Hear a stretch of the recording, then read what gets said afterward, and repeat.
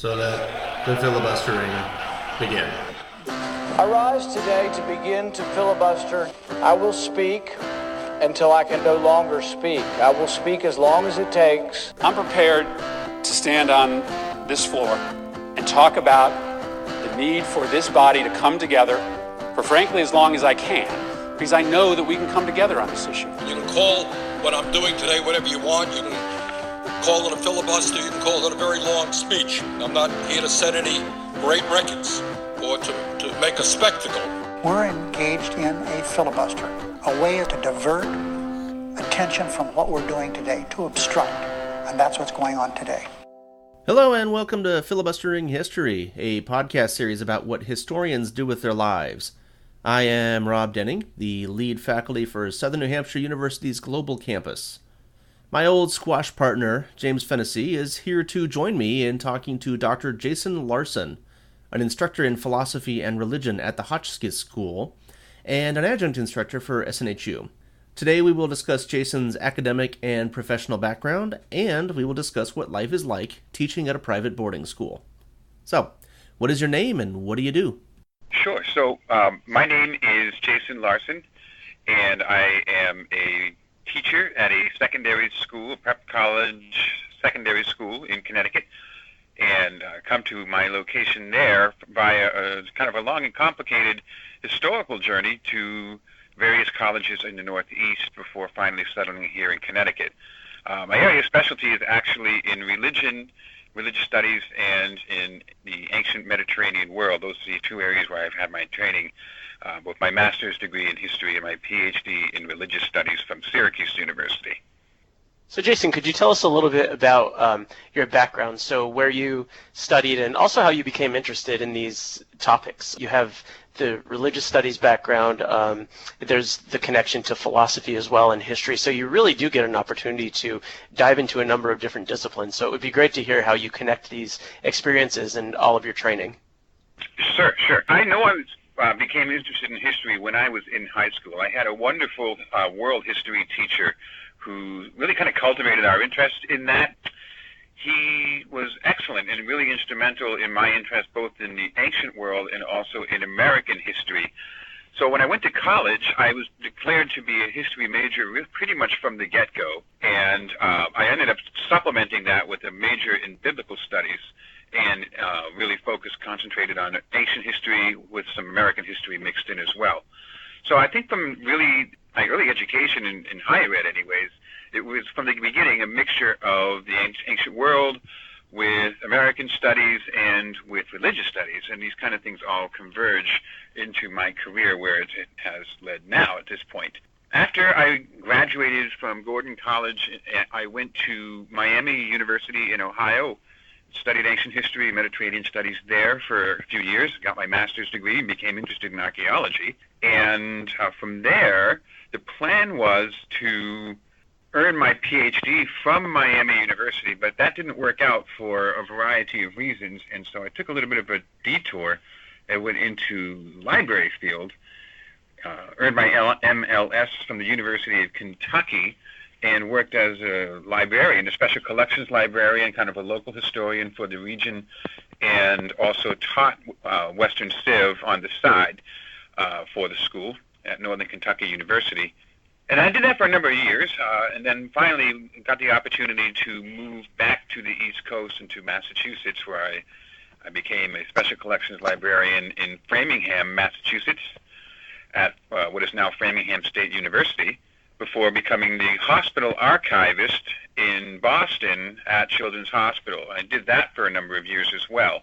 But I never lost my interest in pursuing the higher degree of a doctoral degree in either history or religious studies. And so after my children were born, I decided that I would pursue that dream and try to go back to it. So I ended up enrolling in a PhD program at Syracuse University and kind of brought together all of my old interests in the ancient world, in classical Mediterranean history, with religious studies, with my concentration in early Christianity as well as in Judaism and early Islam, and also with the American side of things and how these religions interact with the American historical life, so to speak. So that's kind of where it went in terms of my education. Ultimately, I did not end up receiving a tenure track position in the academy. It wasn't for lack of trying. I was ABD for a number of years and had a lot of different adjunct experiences teaching at a variety of schools. My most recent was at Bates College and Plymouth State University in New Hampshire, where I was there for a temporary replacement for a tenure professor who was on sabbatical. And that was a great experience for me, but I also knew right from the beginning that I needed to be actively looking for work because it was just a temporary hire. And that led me to where I am now. The place, the school that I'm at now is a wonderful place where I'm able to indulge in all of my academic interests and my teaching interests, as well as have opportunity to travel and lead student trips overseas. So this has been it's kind of been a long and winding path, lots of different pieces of it. It wasn't a linear direction by any means. Yeah, that's interesting. We've talked to one or two secondary school teachers over the course of this podcast, but it's always interesting to hear from that perspective because it's very different from academic. And so just to start off with, what special credentialing or training did you need to get into that field? What led you there? What did you have to do to prepare for it? And then we can talk about kind of what you do what it's like to teach on a daily basis there. Well, that's another good story, actually. I was at Bates and looking for opportunities to continue teaching someplace else because I knew I wasn't coming back. And I had no original intentions to go into teaching at secondary school level. My own high school experience was, I would say it was probably typical of a lot of kids. It wasn't exactly fond memories all the time. No. Same here.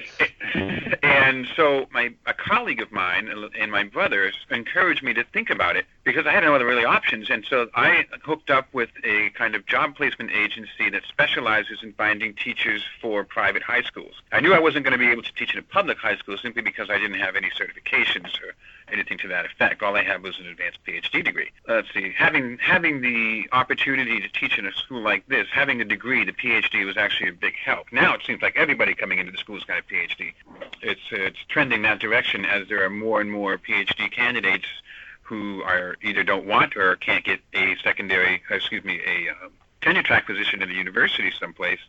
There's naturally a fallback to these kind of opportunities. And that's what happened to me. I applied with the headhunting agency, and they approved my application, and so they basically did all the work. I did not find my school. They found me by using this agency for their own hires. And as I didn't have any other opportunities, it all went down really quick, and I got a phone call for an interview asking if I could interview that same day by phone, and it came completely out of the blue. So I did that. It went well. A week later, I was on campus for an on-site visit, and then a week after that, they offered me the job. So it went all in the span of about 3 weeks. I went from having no prospects to having a full-time position. And it was really quite unexpected. It wasn't something that I was seeking out actively, but it just kind of fell into my lap. So I would say that, for me, just taking the flyer on the agency that specializes with this was really, in some ways, kind of providential. Yeah, that's fantastic that you're able to find and use that resource, because not everybody who has that level of experience would really think about making that step into high school teaching. The aspiration for most people with a PhD is probably community college or higher, usually higher. Yes.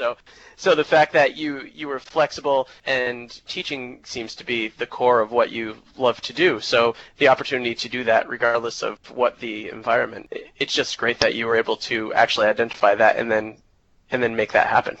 Yes. It was quite a bit of degree of leaning into the uncomfortable, so to speak. After years of teaching college-age students and non-traditional students who are older than I am, as to step into 14-year-old, 15-year-old teaching humanities, philosophy, and religion was very intimidating at first. But I quickly overcame that. One of the things that I really realized I really liked doing was just the teaching, as you say. I didn't like all the other baggage that came with it from when I was serving on committees and, being pressured to write and things like that. As adjuncts, I didn't have a whole lot of that, but I knew there was some. And now in this environment, I've replaced pressure to publish with coaching kids in different sports and helping them adjust to being good citizens of the world in dormitories and things like that, as well as my core teaching experience.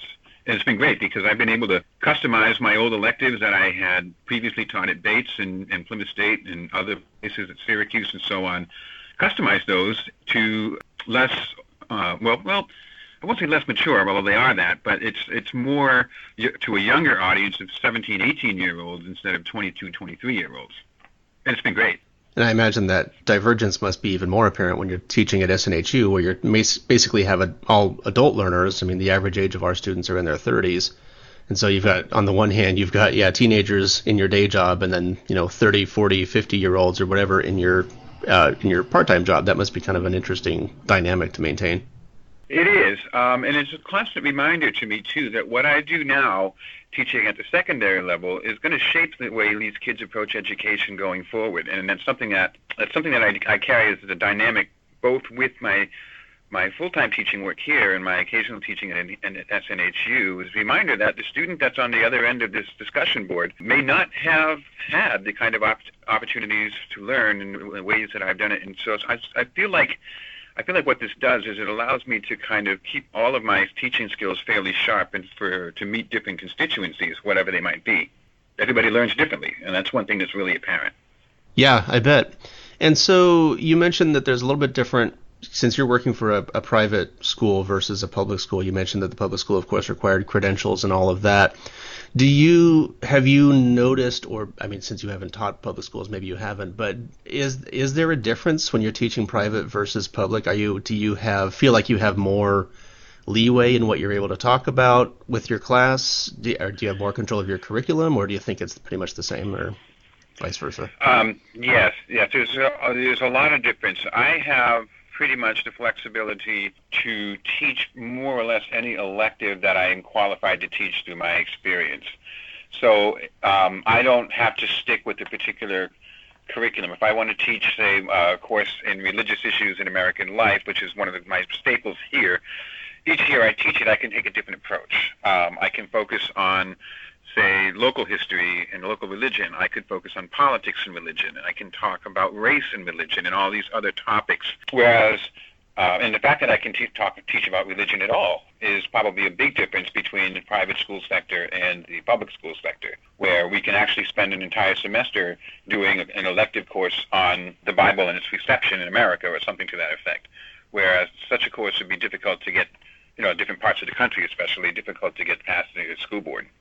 So there's a lot of leeway there. I can pretty much customize those things. Now, that said, I do have a fixed humanities curriculum for philosophy and religion that we do update every year, but we're not necessarily beholden to anybody for that, except for we want to make sure that it's a rigorous experience, and the college office and the college boards are looking at our curriculum, making sure that the students are taking classes that will definitely prepare them in such a way to be successful at whatever college they go on to. So while there's some oversight from the Dean of Academic Life and also from our college advisors who advise our students about where their best college choices are, we do have, as a department, the freedom to kind of craft that curriculum any way we want.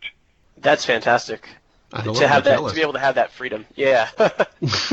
I might have to find this company that got you that job.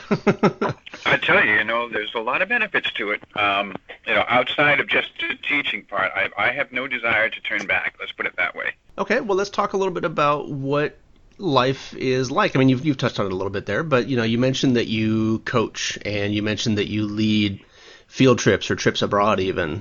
So what's that stuff look like? How does that, how often do you do that? I guess let's just talk about that a little bit. Sure. So let me walk you through a typical day, I guess, in terms of how the teaching goes in our history department. And so I usually teach anywhere between 2 or 3, sometimes 4 sections per day, and the class day is typically from 8:30 until 3:30 in the afternoon. So I might teach my philosophy and religion section to a whole bunch of 9th graders in the morning, and then early afternoon I will teach a group of 10th graders in a similar subject, and then later in the day I might teach one of my elective classes, say on the Abrahamic religions, to 11th and 12th graders. And then after that day is over, I have office hours where I meet with my advisees. I meet with students who need to talk to me and go over papers or things like that. And then for 2 seasons out of the 3 in a year, I do some coaching. Personally, I coach a club squash team, which is more of a recreational, here's how to hit a ball off the wall kind of thing. who have no intentions, kids who have no intentions of playing competitively, but they like to hit the ball off the wall. And I supervise teaching the basics of the game and make sure nobody gets hurt. It's pretty low impact, and I like playing with the kids as well when they let me. And then later in the day, after sports day is over, those of us who are residential faculty like myself, we have responsibilities in the dormitory. So I'll come back to my apartment, and I'm available for kids that need to talk, who need help, or just to supervise the general behavior in the dorm. We organize some activities for the kids. We get them together after check-in to do some sort of social event. Occasionally we have to have a meeting, but otherwise it's an aspect of the job that I actually did not think I was going to like, that has turned into probably one of the most enjoyable aspects of it. The constant interaction is good. We're actually teaching these kids more about life, I think, this way than we do just kind of as a standard day school or brick and mortar classroom, where we see them, we teach them, and we go home. But by interacting with them, we can teach them sportsmanship, we can teach them citizenship, we can teach them, personal relations, in some cases even personal hygiene, in the dormitory especially. So these are the different aspects of the day, and while it's not for everybody, I realize that. I didn't even know if it was going to be for me. I think that once you start kind of getting into the feel of things and realizing how much of an impact you can have on these students, it's really very rewarding. So that's the kind of typical day. My school has a really active global studies program, and we have a lot of different opportunities for students to travel and to learn overseas, and also not just overseas but elsewhere in the United States.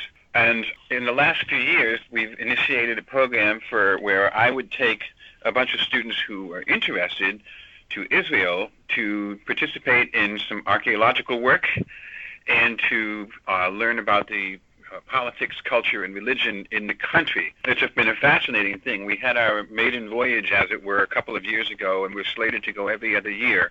And this is the next run. So in June of this year, I'll be leading, hopefully anyways, I'll get enough kids to sign up, leading another program there where we'll dig for 2 weeks, and then we'll spend basically a week and a half traveling all over the country and kind of getting acclimated to it and learning, especially what I want the kids to get out of this, is how states and how groups and communities and religions and other types of social groups use history and use archaeology and material history in order to support an ideology or to support an agenda or to make claims upon land or to make claims over other people. In other words, to teach them that historical study is not necessarily neutral.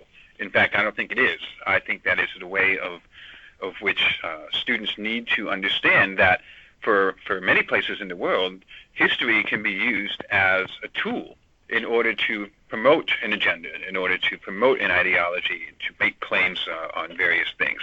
And there's no better place, I think, to study that than in Israel. So that's how that project came up, and now students can do this and get a sense for it and participate in this program that we have developed with me with a couple of colleagues in the department. It's been a wonderful thing.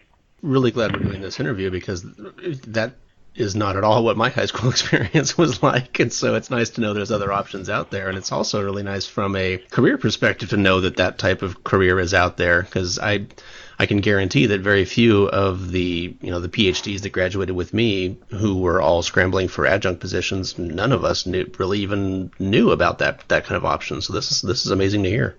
Yeah, definitely not. I think the opportunities that we had at our high school, I think it was joining Future Farmers of America. I don't think these other awesome things existed at that point in time in that specific high school.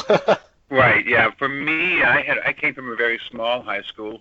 It's a good chance that some of my fellow classmates from the class of '91 will hear this at some point. And while I wasn't socially the most active guy, and I didn't get involved with things, even when we did have opportunities, certainly did not have anything like what we're doing here at my school. Going forward, it sounds like you're really enjoying this, so I'm guessing you're probably going to stick with it, I imagine. I do. I have really no intentions of leaving this school, and certainly not this way of teaching. It's been very, very, very rewarding for me. It fits my family life, it fits my schedule life, and it's just I can engage in all kinds of things. And at this particular place, I'm pretty much fulfilling all of my professional and academic interests and desires. I can pretty much do any of these things. I'm digging.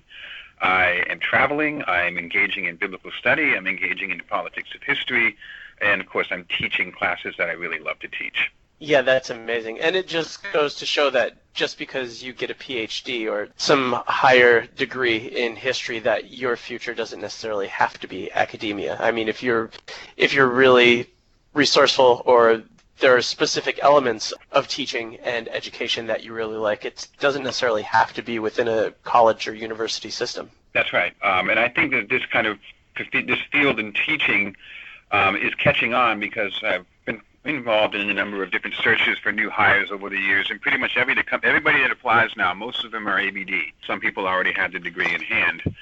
So this is the time, I guess you could say, the time to strike. You know, if you're in graduate school looking for a job and you're despairing of what you see in the community college or the higher ed market generally, it would be great to, if you're interested and you don't mind the possibility of being around high school students who are somewhat less mature, this is certainly worth having a look. And there's a lot of them. There's a lot of schools, many more than I ever thought were out there.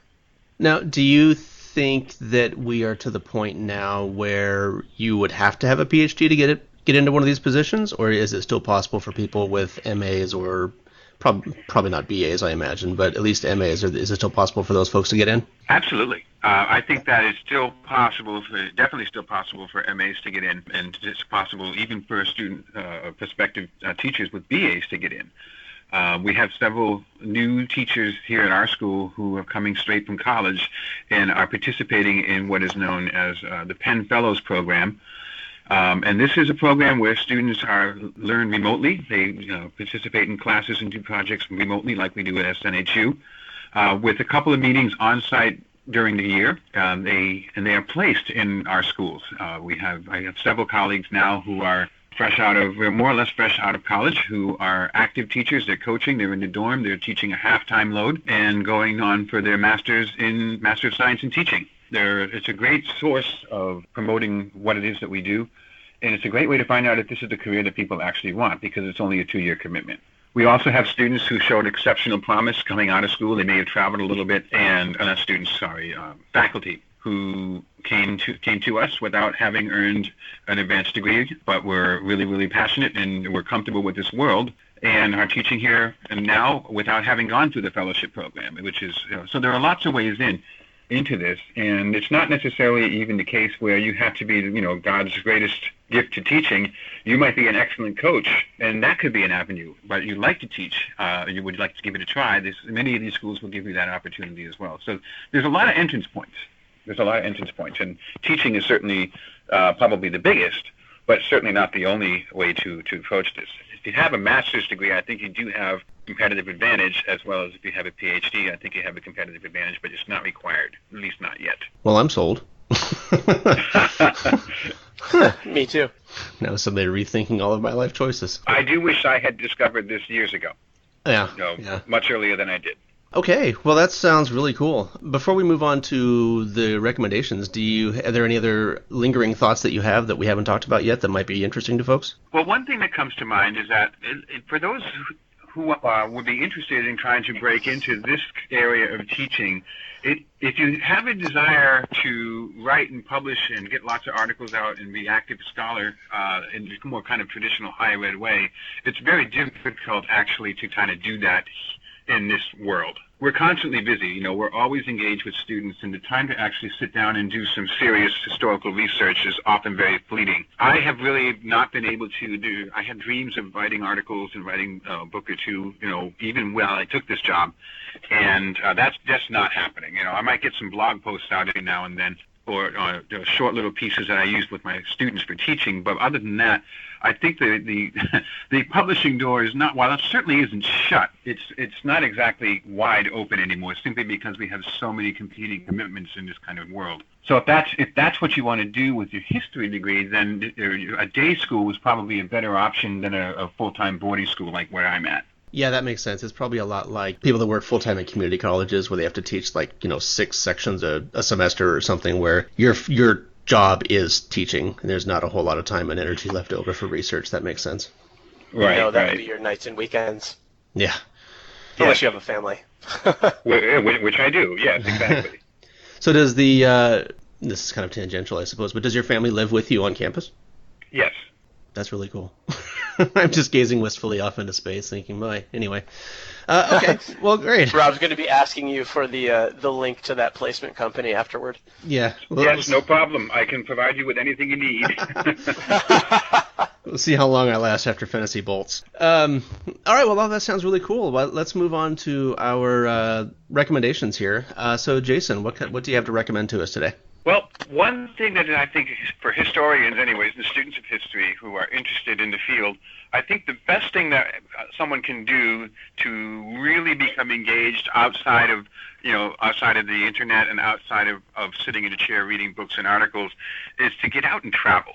Get out and see history in the field, as it were. History should involve a lot of field work, in my opinion. And one of the things that got me interested in this, in history generally, and in philosophy and in religion too, was to actually be in places and see things that you have studied. For me, the opportunity to get overseas and to go to Israel, go to Italy, to Rome, and to Sorrento, and to Jerusalem and other places, to actually see, for example, some of the things that I teach in my classroom and online was really just kind of almost kind of like a spiritual experience.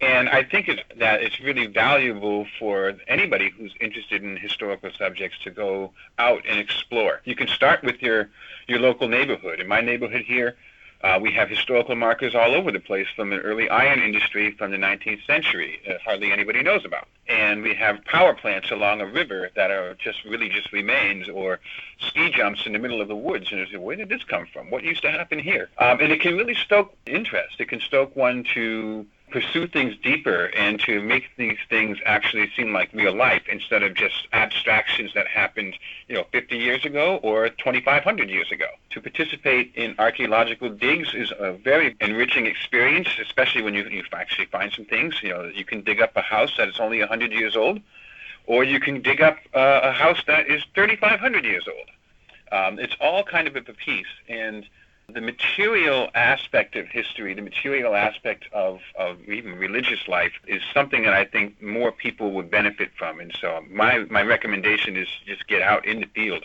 and see what's out there at the material level. And James, what do you have for us today? Actually, we'll just let that comment speak for itself. I couldn't agree more. Travel is one of the things that I love most, and just being able to go around and see places that you've studied or read about is pretty amazing. I mean, one of my favorite places is Helsingør, outside of Copenhagen, which is a historical castle, but also the inspiration for Hamlet. So, I mean, just seeing the physical locations can sometimes really inspire you to continue to learn. So, it's not an article or a book recommendation, but I would like to build on that point about travel. And actually, my recommendation is actually kind of along those same lines. Have either of you ever visited the website Atlas Obscura? Yes.